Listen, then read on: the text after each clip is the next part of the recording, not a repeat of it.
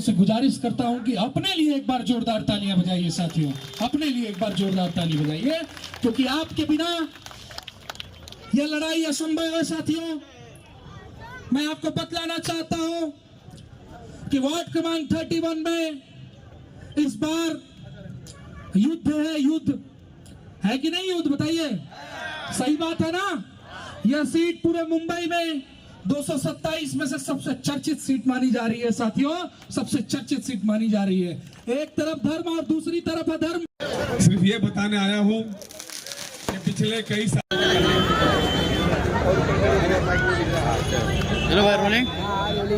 लालू भाई क्या कहना चाहेंगे? प्रचार आखिरी दौर में है, किस तरीके की स्थिति है और क्या कहना चाहेंगे? ठंडी में गर्मी बढ़ गई है, ठंडी का मौसम है और चुनावी गर्मी बढ़ी है। जनता भी खुश है, जनता भी इस चुनाव का पूरा मजा ले रही है।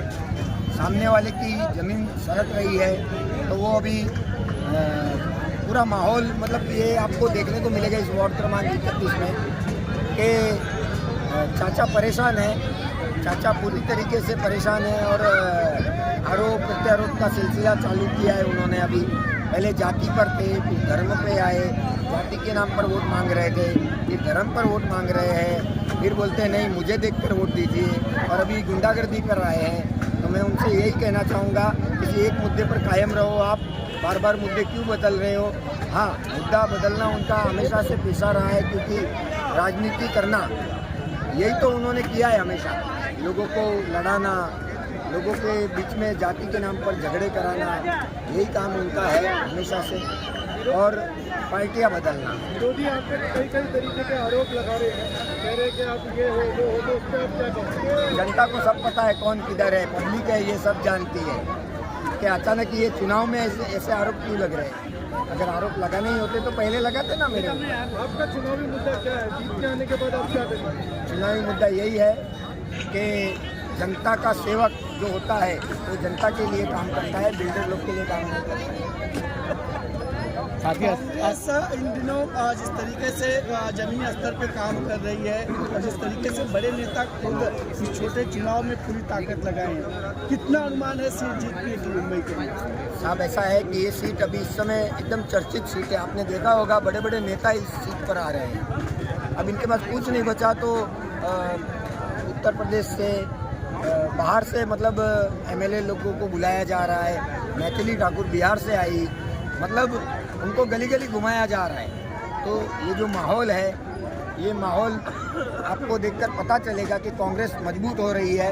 कांग्रेस मजबूत हो रही है, इसलिए ये सब उन लोगों को ये सब दावपेच करने पड़े। कमलेश यादव का एक बयान आया है जिसमें उन्होंने कहा है कि कांग्रेस नंगा भूखा हो चुकी है, आएगी तो तुम लोग को लूट लेगी। उनको मैं बताना चाहता हूं कि आप जब आए थे ना नंगे भूखे, तो यही कांग्रेस ने तुमको सहारा दिया था। चाचा भूलो मत, कांग्रेस बड़े बड़े लोगों को सहारा दी है, और ये जितनी पार्टियां आज निकली है ना, वो सब कांग्रेस की ही देन है, कांग्रेस से निकली हुई पार्टियां हैं।